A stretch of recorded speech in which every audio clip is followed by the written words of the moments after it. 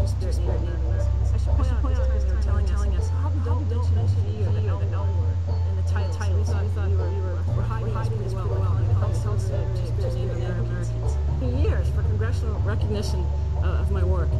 But apparently, when Congress recognizes your research in an attempt to defund the study in the middle of the project, it's not the kind of experience I was hoping for.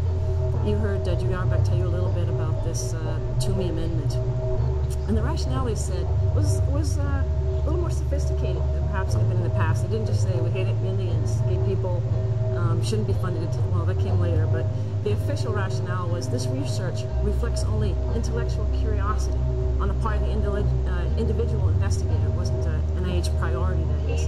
We need to outsource the sexuality-based studies to the private sector, perhaps in India or something. I just don't understand how we can justify spending taxpayer money to study American Indian LGBT 2Spirit and their psychological problems. Other representatives chimed in, since I do not know that we can identify people who benefit from this taxpayer money, as if taxpayer money weren't taxpayers, being spent on these grants, I do not know. We should be eradicating these horrible diseases that ruin families, ruin individual lives, rather than grants that benefit no one we can identify. It really speaks to the invisibility of the community. And again, from the floor, House of Representatives, the question we need to answer is not whether this is scientifically based review, carefully choose words, but is it proper for the taxpayers to fund? I would suggest that there's a lot of funding available out there for people like Larry Flint or others, but we should not ask the American taxpayers to fund. Instead, hush the magazine. Larry Flint to pay for it. And from Iowa, I found it outrageous that taxpayers have been paying for these ridiculous studies while NIH should be focusing on finding cures for numerous illnesses. NIH. We made the O'Reilly factor, a dubious distinction. I'm crazy, O'Reilly says. We don't need gay Indians and old guys having this. I really don't want to know what happened to Tonto and the Lone Ranger. You get me, Drew?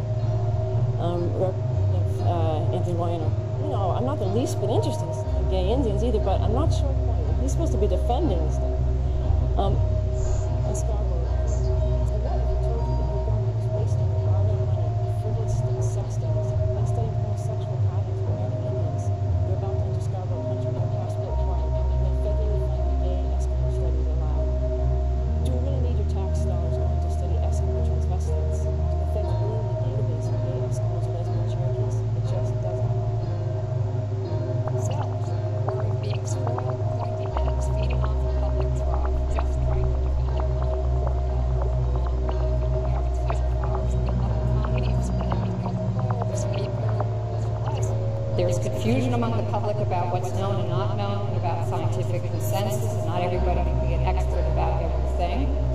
Closure of potential horizons, conflicts of interest, and openness to the possibility that new evidence can overturn existing hypotheses. As social scientists, perhaps, Some of these principles have been codified in legislative proposals in an attempt to restore scientific integrity in federal policy making, you'll be pleased to know. Last year, at the very end of the year, Congress passed and President Bush signed a domestic spending bill that included a provision that bans the use of political litmus tests in the selection of federal advisory committee members and prohibits deliberate dissemination of false or misleading information. It's a small step that will require vigilant monitoring to enforce, but it's a meaningful one as it officially acknowledges that a real problem exists and it must be fixed.